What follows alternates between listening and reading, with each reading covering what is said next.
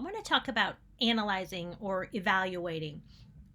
We can so easily get stuck on an autopilot where we don't know what to do or how to change something because we just keep going and doing what we've always been doing over and over again. One of the best ways to figure that out is to evaluate what's happening. We do this in an online program I'm in with Stacy Bayman. I learned it from her. So I did not come up with this on my own, but I have adapted this. And what it is it's evaluation.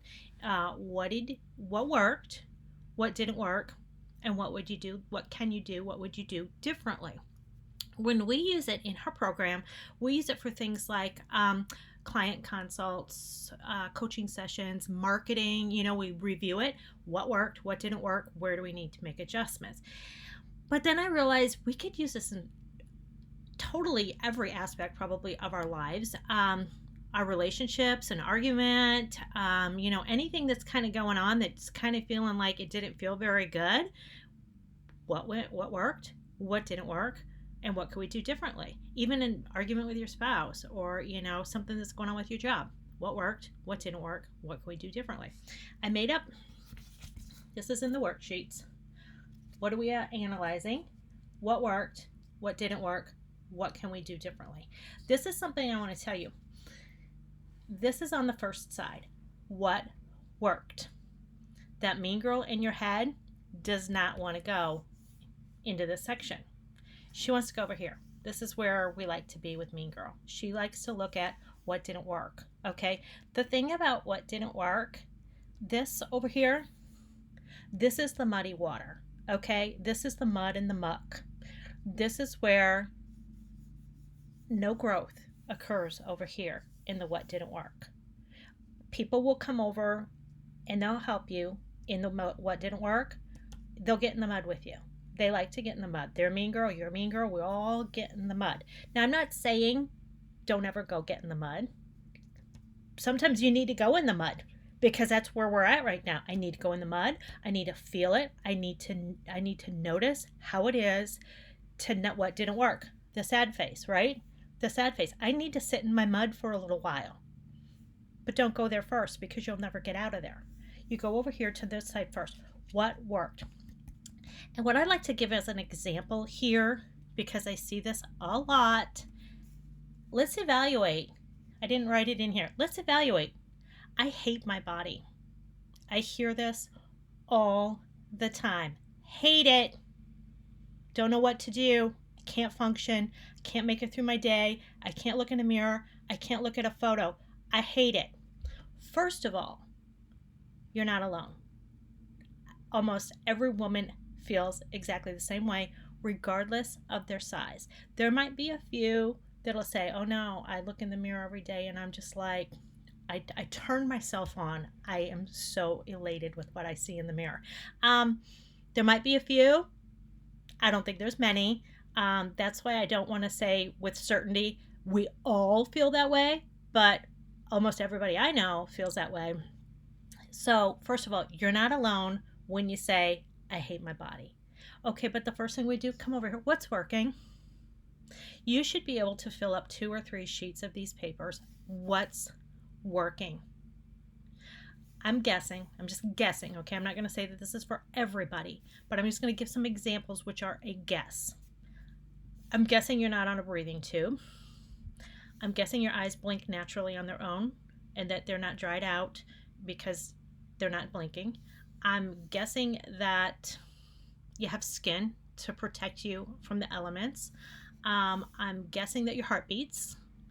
I'm guessing that your blood flows through your body. I'm guessing that your digestive system works. You take in food, your body takes what it needs, it gets rid of the rest.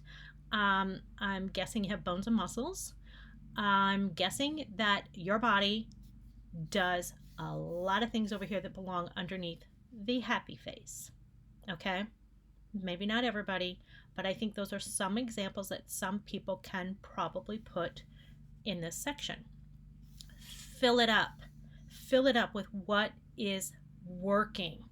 Okay? And then you can let your mean girl take you on a little stroll over here. What's not working? I don't like how it looks. Okay? What else? Maybe you have some chronic pain. I have chronic pain. I'm having hip surgery. I have incredible pain.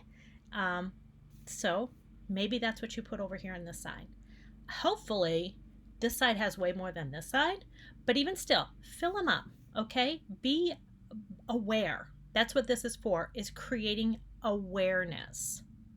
Because without doing this exercise, like I said, we go over here in the mud and we stay there.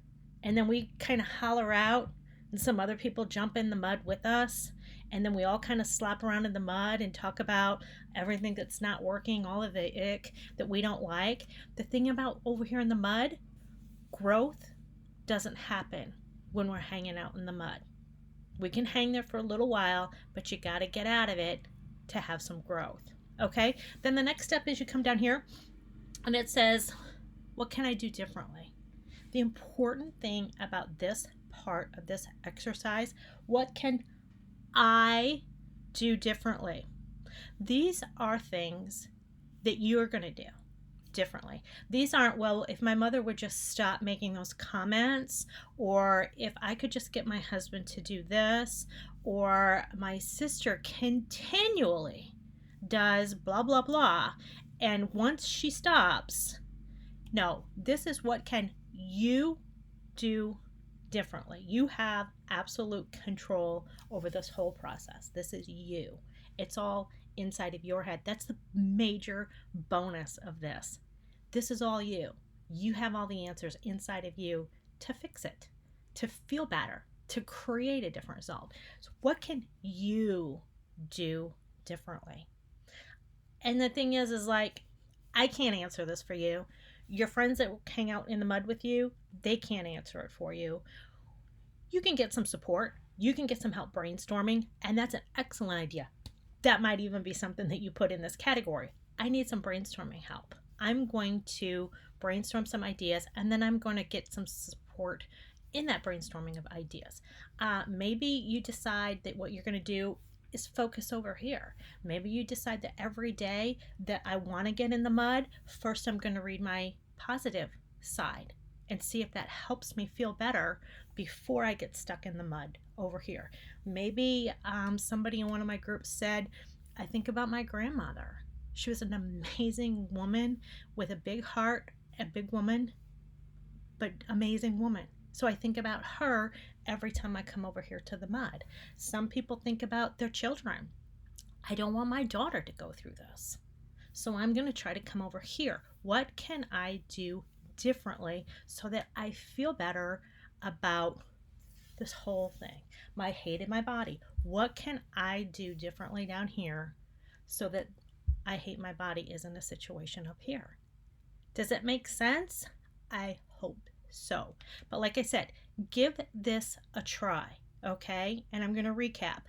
You're not alone when you hate your body. Believe me, you are not alone. I've gone to, I can't think of how many women's expos and promoted my book and sat at a booth, and every single woman that walks by has something to say about how much they hate their body, regardless of what it looks like.